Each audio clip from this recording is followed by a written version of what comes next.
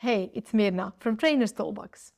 Welcome to the Trainer's Toolbox podcast, a place where you can discover practical and effective tools and tips to make your workshops more insightful, engaging, and memorable. You are at the right place if you're looking to become the best trainer you can be and design truly impactful learning experiences. Ready? Let's dive in. Today, a little bit different episode and a little bit different topic. For end of 2025, in the last episode, I want to explore a topic that is really important to me on the level of values, on level of my life, what I stand for, how I think of training. It's also a topic I explored in my TEDx talk, but from the perspective of life, where I talked about living life more intentionally. And we're exploring it a bit in a bit more relaxed way than TEDx talk in training design today. So what does intentionality in training design mean? I hope you're already approaching your training in intentional way. And if you are, and if you think about it like that, I do hope that today you will still discover some, new ideas, how to make it even more so, or maybe just, new perspective of what intentionality is, because I think for each of us it's a little bit different. And if you never thought of it like that in training we want to be more intentional, I really hope this episode opens a little bit new perspective for you. I will share a little bit about what intentionality is for me, very subjective, how I see it, not such a science-based episodes as usually. And then I'll also share 5 different pillars of intentionality, 5 ways in which we as trainers can be a bit more intentional in quite a diverse ways. Now, I do want to invite you, as it's end of the year, and this is episode number 20 of Trainer's Toolbox podcast that started earlier in 2025. I would love also to connect with you a little bit more. I would love to hear from you. Which episodes did you see so far? Which one did you enjoy most? Which topics resonated with you? And which are maybe still missing and you would like to learn more about them. And also, if you want to share your perspective on any of these topics, I would love to hear it. So please don't be shy, connect, let me know, share your thoughts with me. There are 2 ways you can do that most efficiently. One of them is on LinkedIn through personal message, and one of them is through my email. The easiest way to get there, if you don't have it yet, if we're not emailing yet, is through Trainer's Toolbox newsletter, which I always send from my personal email, and every time you reply to it, it will land right into my inbox. So you can always hit reply there and tell me a bit more about what is going on for you. Of course, you're also very invited to comment in these episodes, even though I'm more on LinkedIn than on other platforms. And you're very invited, if you enjoy these topics, to like the episodes a bit more, to subscribe.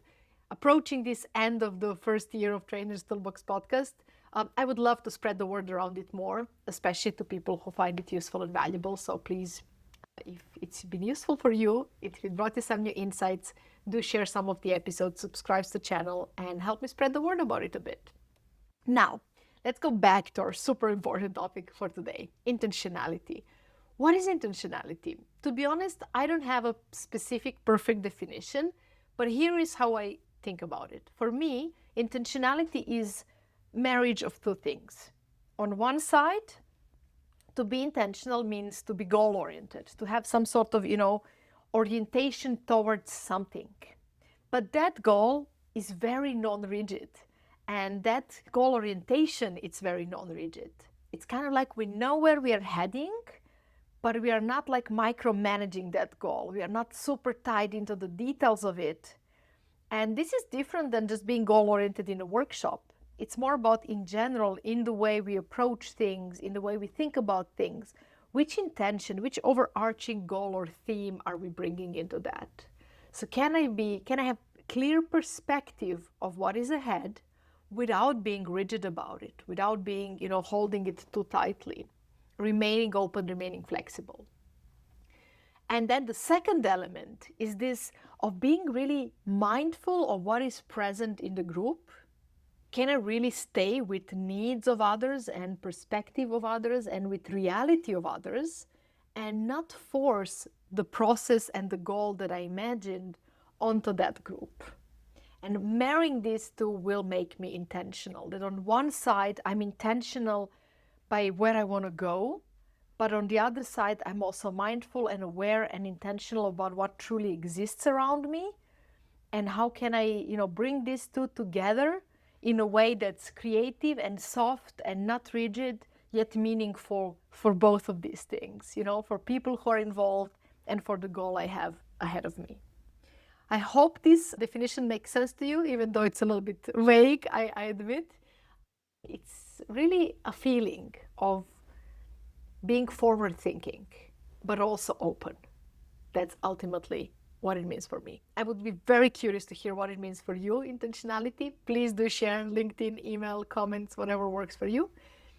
And in the meantime, let me dive into what are 5 pillars of such intentionality for me. First pillar is having clarity of goals.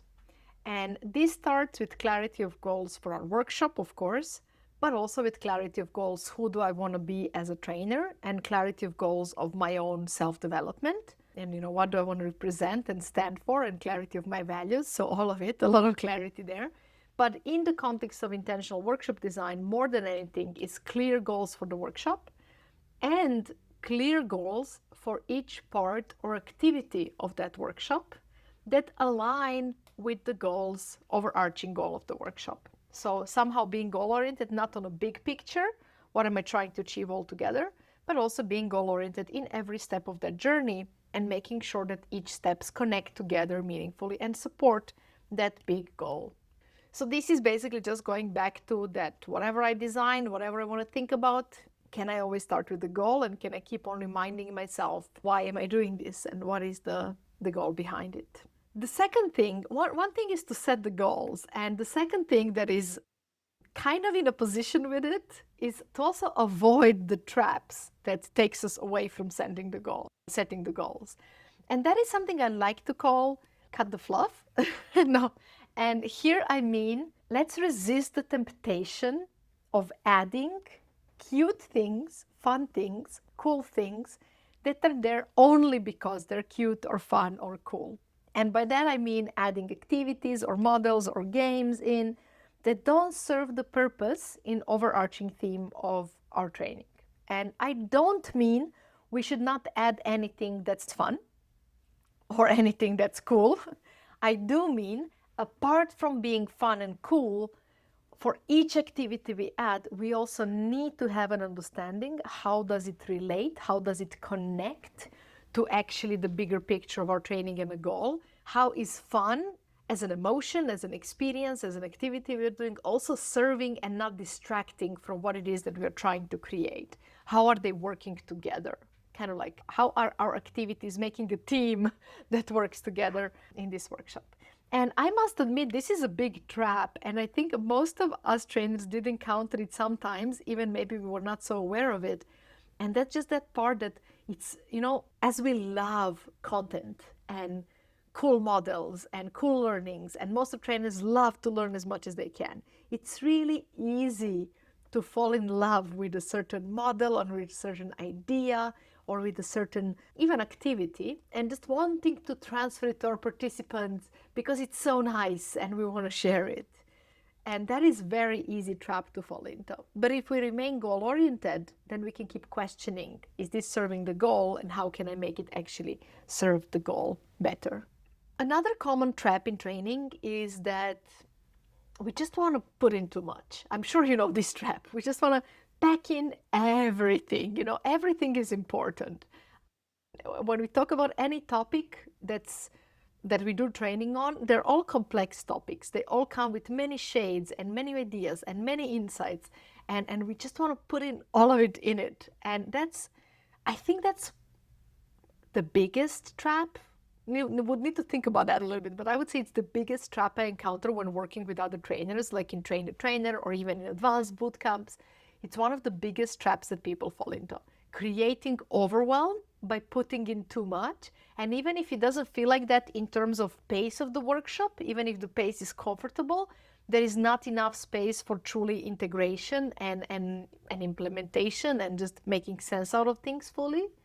So one of the biggest challenges when we are a trainer is also one thing that can help us if we are more intentional about it. And that is to just be very, very clear and very, very bold on what are our priorities. I like to make this evil exercise with trainers where I ask them to summarize their workshop in one clear sentence. And you can imagine if it's a 2-day workshop, it's a pain. And then to summarize it in 2 minutes, and then in 5 minutes, and then ultimately, grow that into design. Because if you can summarize the point, the core message, the core insight of your workshop in one sentence, then you're really, truly clear on your priority. And as long as you need to explain it in 10 minutes, that's already watered down. You're no longer so clear on your priority. And that never means you will only transfer that priority and you will only have that one sentence to bring in. Of course not. Then you don't need a workshop, then you would just share that one sentence. It will always be more, but you will have very clear guiding thought, where are we going? And that clear priority is something that really needs to be protected. And having a clear priority or couple of priorities and clear goals and protecting them is not so much about knowing what it is. It's much more about being able to let go of everything that it is not. I'll repeat that. Having clear priorities and clear goals, it's not as much about knowing what they are, even though that's a first step. It's much more about being ready to let go, even when it feels like sacrificing something, to let go of everything that it is not a priority. And that is probably the single boldest decisions that trainers need to make. What to let go, what to leave behind, what do we not include, even though it's great and even though it would be insightful. But we choose not to include it in order to truly protect our main priorities. For me, that's in the core of intentionality. Understanding not just what the goal is, but what is truly important here. And how do I truly protect it? And even if that means I need to be ready to sacrifice something else. And then our next tip for being more intentional is to stay more mindful of participants in terms of what are their backgrounds, what are their needs, what is their context. And this is something we can very much be very aware in advance of the workshop. And we can also be very aware of that when we see the reality in the room, which sometimes can be very different than what we prepared for and what we learned about them in advance. But the point of that staying mindful is really about allowing things to happen and staying open and not pushing blindly our goal and agenda, but just really being really present and working with what is there. What is there? How can we incorporate it? How can we embed it? So if we recognize people are hungry, angry, skeptical, there are certain relationships within the group we were not aware. There's certain energy in the room we were not expecting. How can we incorporate that into our process, into our goal, not staying rigid about pushing where we want to go, but make it all work together? That's the part of intentionality where I say it's softer than just goal orientation, because it's more acknowledging what's there and it's working with what's available to us. And then the last bit, I hope these are not too abstract, I hope they make sense to you. I would love to get your feedback and also questions for clarification. So please don't be hesitant to reach out again. Comments, LinkedIn, or through Trainers Toolbox newsletter, simply reply to it. I'm very curious which of these resonated with you. And I will summarize them after sharing the next one, in case you find it a bit hard to follow, because they are a little bit abstract. Not a very brain-based episode, more philosophical episode today. The last element that I love keeping in mind is this emotional journey, my own and of the participants. And if you've been listening to podcasts for a while or you worked with me a little bit, you will know that I find emotions hugely important part of learning journey, and that I often talk about them as something to support learning in more like learning oriented way. But today I want to think about it more from perspective, when I'm intentional, then I'm also intentional what experience am I building? How are my words and my behaviors and the process I designed, how are they influencing others in terms of their energy, in terms of their motivation? How am I building and connecting all of these things together? And I'll give you an example. When I do an opening of a workshop, again, I want to marry my goal with the reality of the room. I want to start, opening is a beginning of the journey that's coming, but it is also place to meet participants where they are. And me being intentional and not just goal oriented means connecting that goal orientation with what is present and, again, bringing it together in terms of their energy, in terms of their motivation. But another thing where I can very much live that intentionality is in transitions between different parts of the workshops. Because in transitions, it is often that we fall into a trap of thinking, hey, this is where I need to take them, getting in more future-oriented shoes, or getting in the shoes of where should participants go next and what experience are we looking to build from now on. And we tend to neglect what happened before and how are the things connected. So transitions and connections, and that is the place where especially I can be very much intentional and play with it. Now, I do want to invite you here to take a moment to reflect. What does intentionality mean for you? It could be very different thing than it is for me, but I think by reflecting on these questions, we all become more aware and more mindful and more conscious of how we do training and of how we want to do it as well. And with that, I honestly think we become a better trainer. So I would invite you to stay a little bit with that question, to reflect on it. What is intentionality for you? How are you doing it? How could you be more intentional in your workshops? Which of the aspects and elements could you incorporate? And I'm well aware that the points I shared today were a bit abstract and a bit philosophical maybe. So I do want to invite you to start this reflection, not so much based on elements I shared, but really based on what is important for you about intentionality. And then once you do that reflection, you can always come back and get a bit more, inspired or get new perspective from my elements. I will summarize them one more time. And I'm reminding you can also download the handout of this episode in the episode description. So you don't need to come back to the whole episode, but you can, jump to points which you find more intriguing and explore on these.